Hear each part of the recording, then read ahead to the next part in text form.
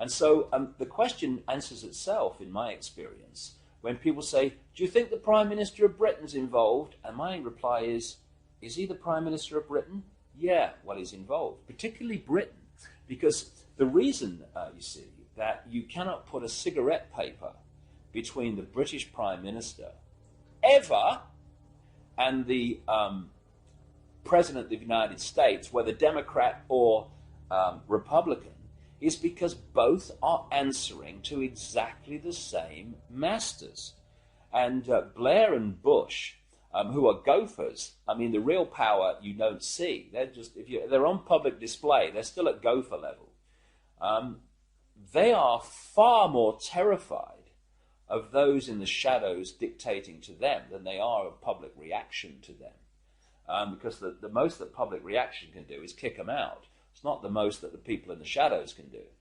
I was talking years, indeed, before Blair came to power, that Blair was a chosen one and that he would be brought through.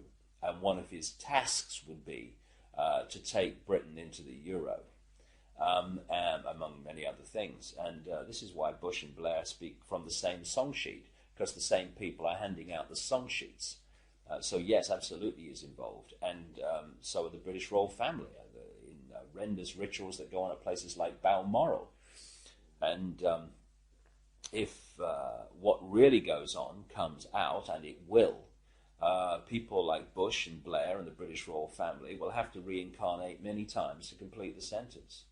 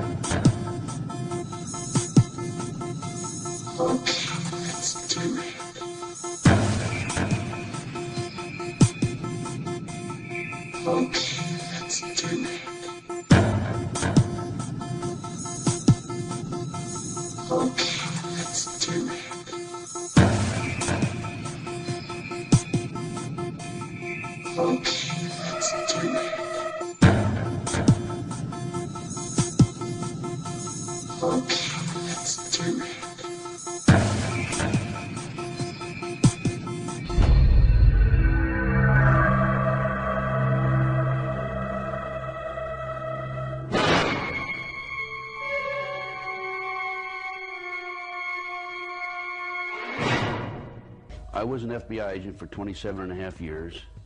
At the time of my retirement, I was the senior special agent in charge of the FBI Los Angeles Division.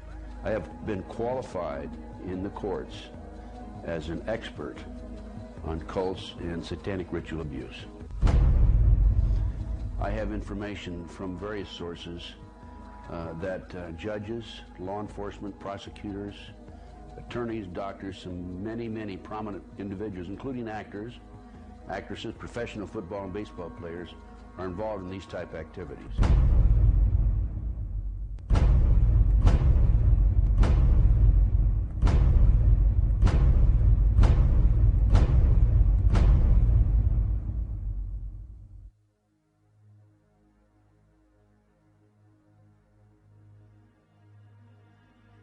If you go back 225 or 30 years ago, you have what we call the Illuminati that was established in 1776.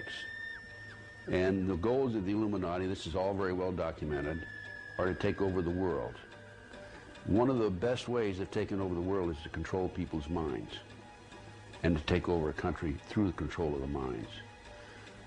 So what's happening in America, and based on my research and my interviews with numerous individuals, is that the powers that be, the higher-ups, the people in the Illuminati, are using the satanic cults as a means and as a tool to condition individuals and to make them victims of the mind control, MK Ultra mind control program. There's probably close to 4 million practicing Satanists in the United States alone, based on my intelligence information.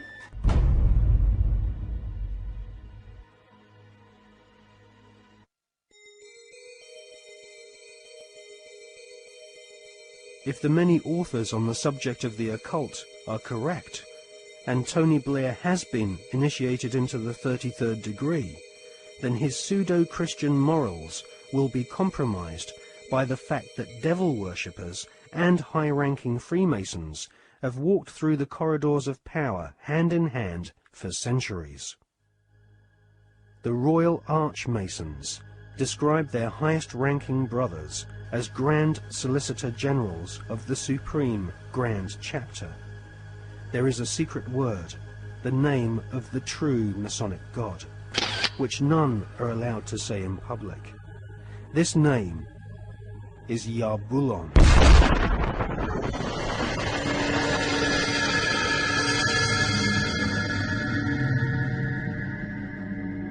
The Masonic God is not the same God of the Bible, which the Masons call Adonai. Yarbulon has been described by Christian minister Canon Brian Brindley as an unholy compound of the Hebrew name of God, Jehovah, with the heathen names for Baal and Osiris. The highest ranks of Freemasonry utter Yarbulon as the one sacred and mysterious name of God. Yarbulon is a tripantheon Masonic god, in part deified as the historical Baal, which the Oxford English Dictionary confirms as being a Hebrew word.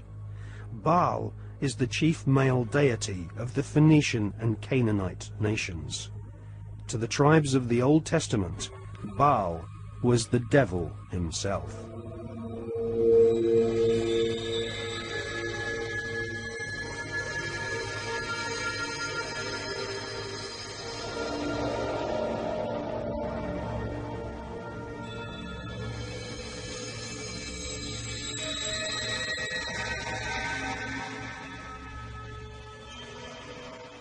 Albert Pike is America's most celebrated Freemason.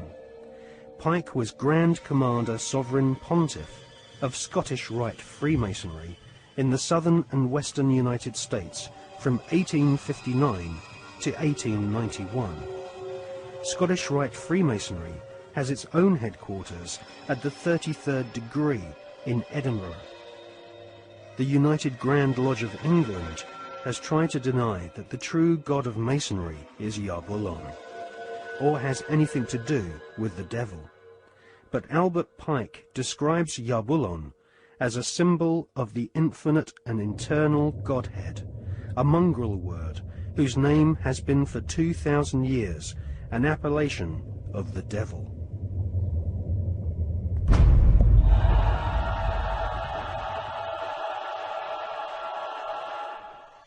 On the 14th of July 1889, Albert Pike issued these instructions to 23 Scottish Rite Supreme Councils throughout the world.